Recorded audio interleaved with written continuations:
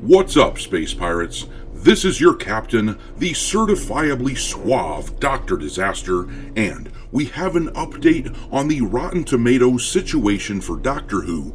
As expected, it looks like there was a pretty good reason for why they were hiding the audience reviews for the new episodes of the show.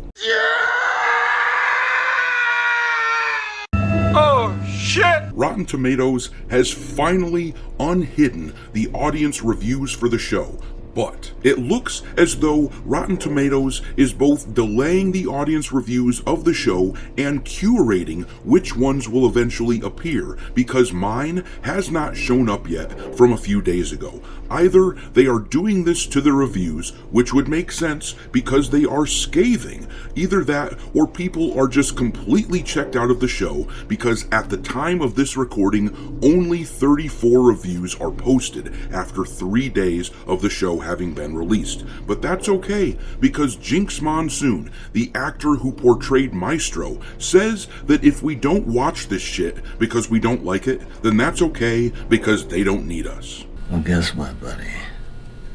I think you just f***ing convinced me.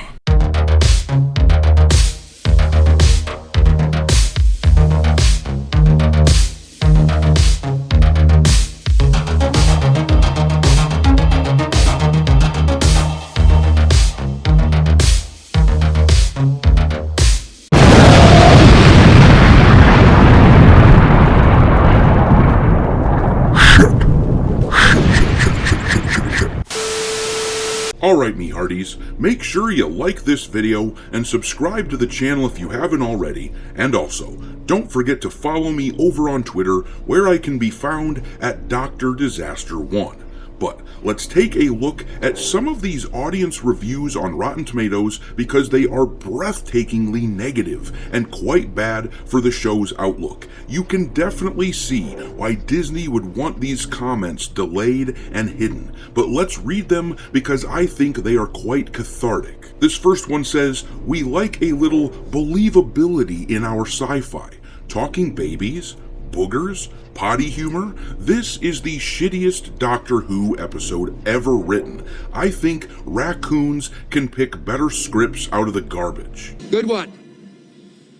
Yep, that's a good one. And then this one says, "Somebody is tweaking the ratings, but it's a Disney show now, so no surprises here. And it seems Disney paid big money to critics for it being 100% for 2 days, but not anymore, and you can't pay the viewers. I have only seen the babies episode, but I am not sure if I will bother with any more, as this one made no sense." Yeah, that's a good call, because the second episode is cringier than the first. But this guy says, "Yawn, lazy writing, lots of filler and no substance, so dumbed down and treating the audience like fools. If you want an exciting, thought-provoking ride, rewatch everything before 2018. At this point, it's more like, Doctor, why bother? I once loved Doctor Who. Now it's aimed at preschool children. Sad." This felt like Russell T Davies managed to get a hold of a time machine and plagiarize some stories from the future.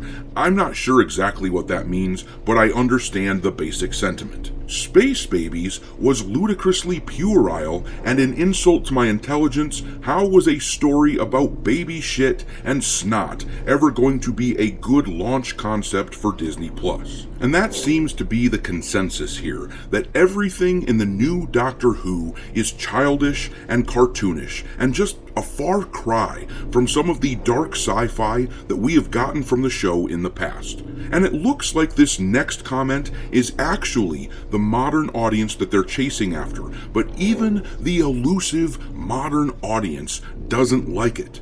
This person said, "As a trans woman, I wanted to give this a good score, but I'm not really into sci-fi, never have been. I watched out of alphabet solidarity. Sad sadly, even that isn't enough to overcome the poor/cheesy FX, nonsensical story, and terrible/hacky acting. They're gonna have to do better, because I know guilting the trans/queer community into watching isn't sustainable, especially if I'm done after 2 episodes.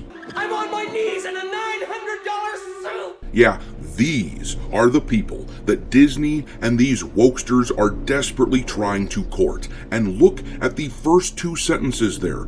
I wanted to give this a good score, but I'm not really into sci-fi. I never have been. And then if you look, they only gave 1 star to the show. That is literally what we have been saying forever, though. Disney is abandoning the audiences of these franchises who made them what they are in favor of a small chunk of people who don't like this sort of story. And they'll maybe try it out in order to, as this person says, show solidarity. But these are not longtime hardcore fans. They just don't care. This ideology is a locust that travels from one franchise, one hobby to another, devouring everything that people love and then moving on. This comment is an absolute indictment of the stupidity that Disney is embracing here. But it's all good, because the cast of this show has made it abundantly clear that if we don't watch their schlock, then that's just fine.